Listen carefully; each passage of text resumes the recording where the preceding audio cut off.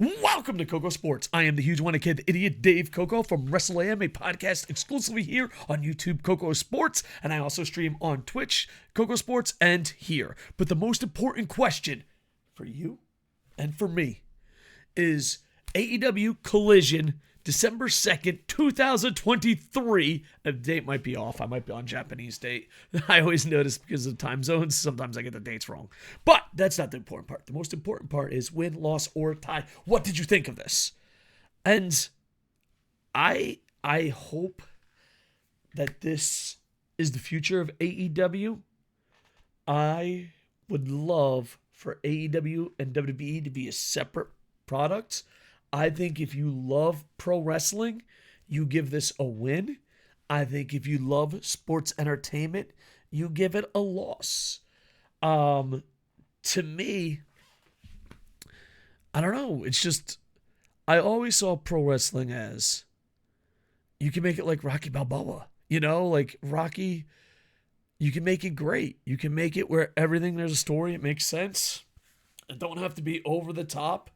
They did have some sports and entertainment in between matches and segments, so hopefully that got a couple people into ties. But I find it interesting. If you don't mind, I'd ask you in the comments, put win, loss, or tie, and also what do you find yourself towards? Because there's always a line. You know what I mean? Like pro wrestling, we just want to see as close to mixed martial arts, strong style as you can get, or I want sports entertainment so much that. Why aren't you watching movies? There's always something, and because pro wrestling fans and sports entertainment fans are so different and there's so many different ranges, I love for the products to be different. I know everyone wants everyone else to attack and all that, but I don't know. I'd love to turn on Dragon Gate and know what it is, because I do. Noah, New Japan, AEW. It'd just be amazing, and it'd be something for everyone. You know, it'd be like ice cream. I don't think there's people on Twitter yelling cookies and cream or vanilla or chocolate. Maybe there is. I don't know. There might be. There might be. I don't know. What's the silliest debate you've ever seen on Twitter? What's the silliest debate that you've ever seen on Twitter? Wrestling debates have to be up there because they just blindly defend a corporation and not an idea. I find that to be amazing. I find that to be absolutely amazing. But yeah, so win, loss, or tie. I'm more of a pro wrestling fan, so I give it a win. And there's a lot of matches. So here we go, boys.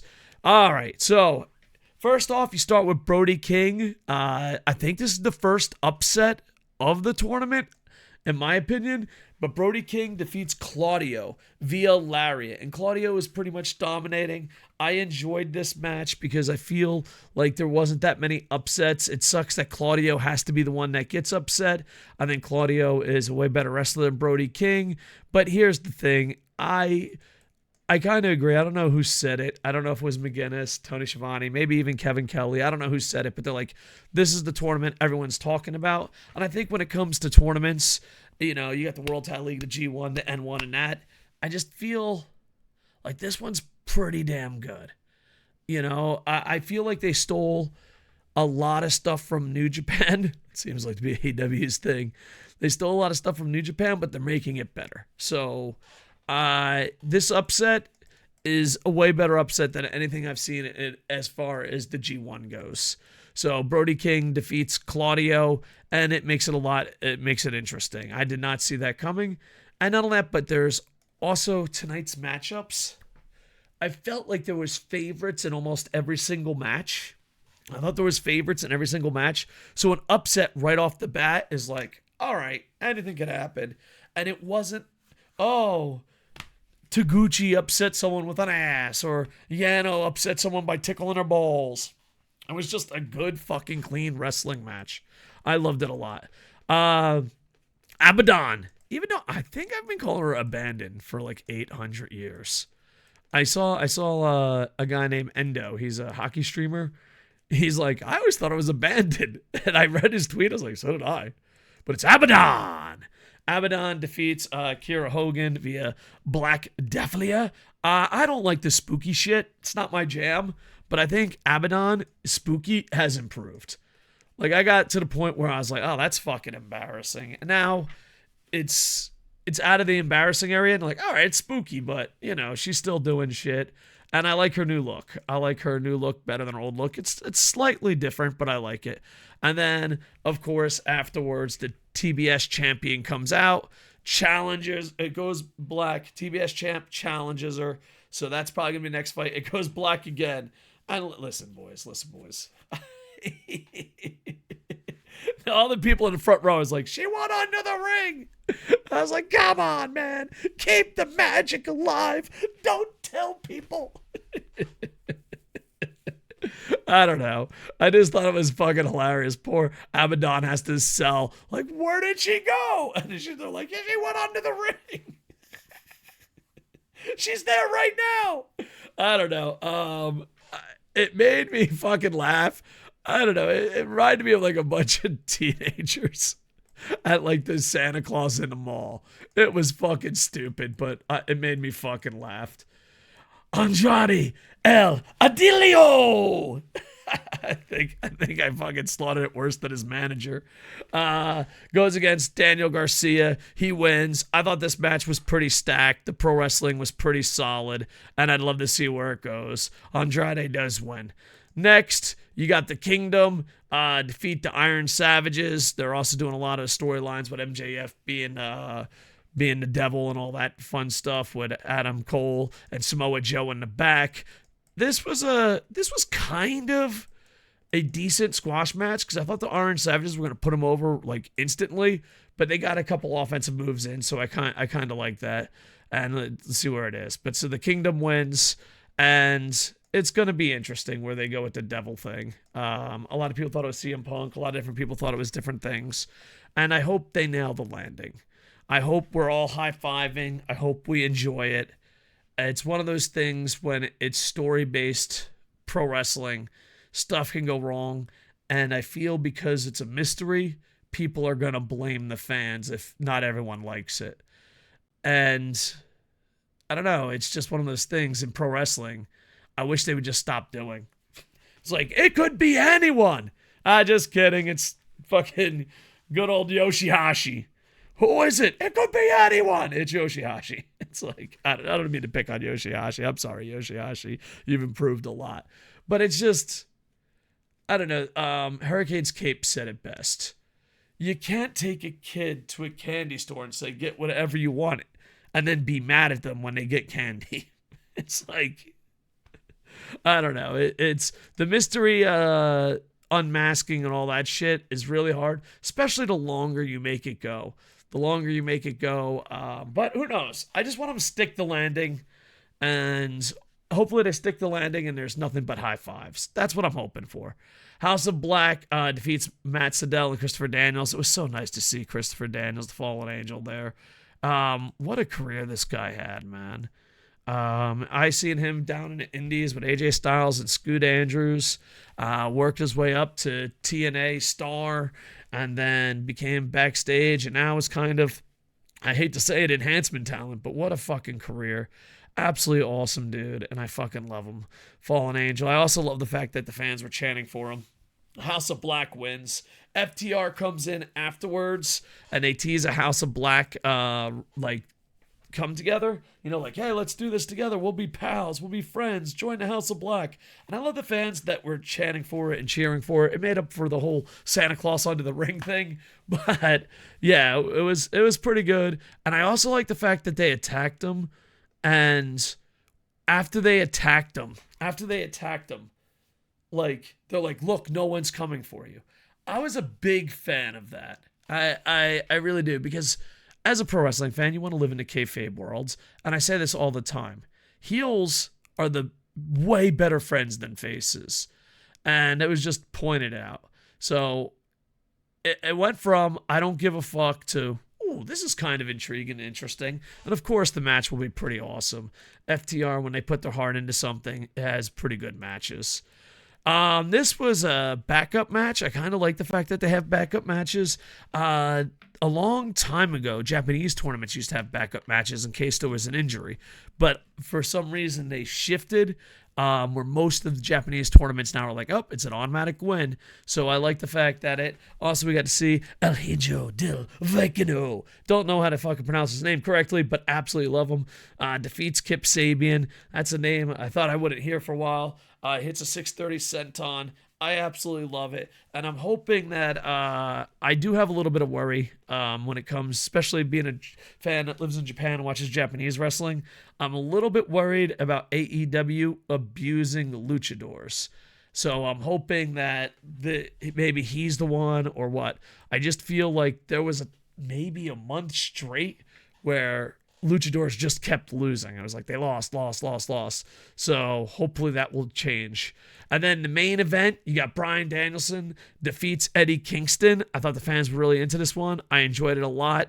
Kind of hoping as the tournament goes on, Bryan Danielson doesn't sell the injury as much. And I'm hoping that he doesn't fucking sell it at Kingdom. I swear, if he comes out with one fucking eye against... Oh, please. Dear Misawa, dear Inoki, answer my prayers. I just want a good Kingdom. Just answer my prayers.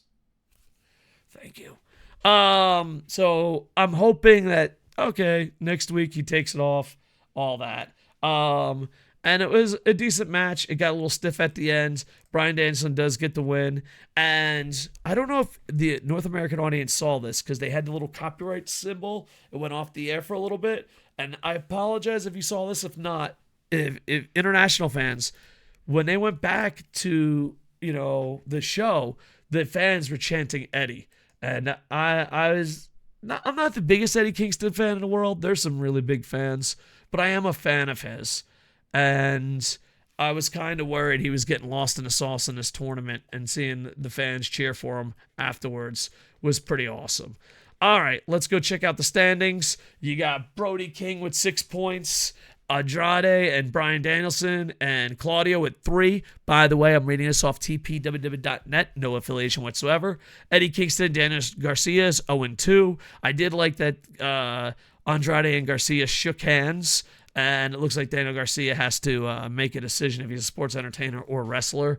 So that was kind of interesting. The Gold League, I do like that they patched in and showed highlights. It felt like a sport. It felt real.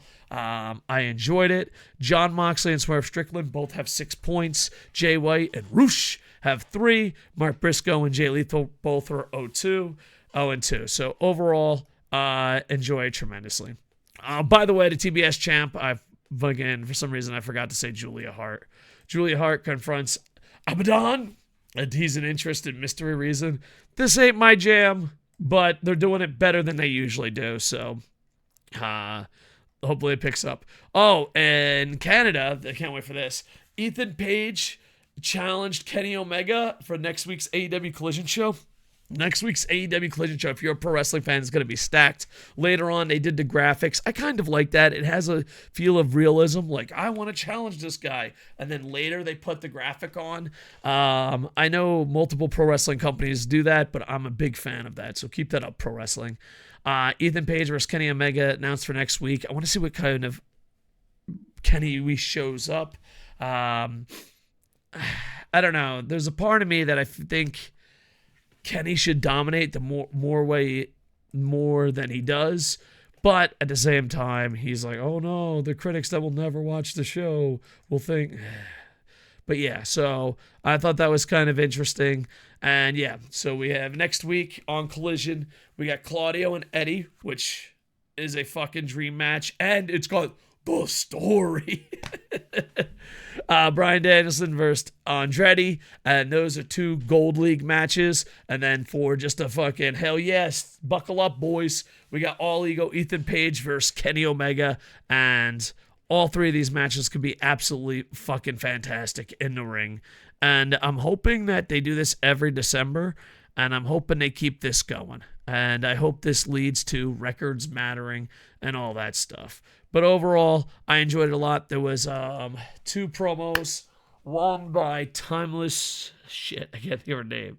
Tony Storm. I'm not a big fan of Tony Storm's Timeless gimmick. I've been a huge fan of Tony Storm. I feel like if Timeless Tony Storm happened in WWE, a lot of pro wrestling fans would complain about it. And I think she is definitely protected because of tribalism. I think the same people that are like, I love Timeless Tony Storm, would fucking despise it if Triple H pitched it. And that's why you should have standards. You should have standards. You should have standards. And shit, Blue cut a fucking great promo. There's clips of it. She did the old chest out, showed her tits, back straight, and they'll shove the shoe up your ass. I was like, all right, you know what? That's pretty goddamn good. But overall, I give it a win. It had a little bit of sports entertainment for all you guys that, I need a story. Fucking, let me introduce you something, kids. I read this off a tweet, and it's one of my favorite tweets that I've ever fucking read. And I don't know who originally tweeted it, but it's one of those copy and paste, like, oh, too complicated, dick stuck in ceiling fans. It's like, let me introduce you to movies. Let me introduce you to movies. But overall, I give it a win. I do feel if you're a sports entertainment guy, you're not going to enjoy it as much. And I think if you're more of a pro wrestling guy, you are going to enjoy it. And I am more of a pro wrestling guy, hence why I only watch WWE pay-per-views and highlights. But don't, how do I word this? Get fucking standards. Know what you want, and it doesn't matter what company it is. All right? Whatever it is. I see so many people wishy-washy, and they're like, oh, I don't know. I say the same thing over and over, but I made the mistake of reading Twitter. Oh, my God. That's on me. That's on me, boys. That's on me. All right, I'm very tired, and me and my wife are watching The Last of Us for the first time, so we're kind of excited. Like, comment, subscribe. Noah and New Japan reviews coming soon. I'd like to apologize to those people. I have been insanely busy. I will catch up. We are KocoSports on Twitch, Twitter, TikTok, Instagram, X, and the mean streets of Yokohama. And our beloved Grits won, baby. Go Grits, go. Listen, if you have nothing to say at all and you made it this far, show me a little bit of love, tickle the balls of the algorithm, and just put Go Grits, go. Let's say you're like, I don't have a strong opinion on anything. You just say, Go Grits, go. Go Grits, go. Go ahead. Do it. All right, I love you, dudes. And with that, I am over.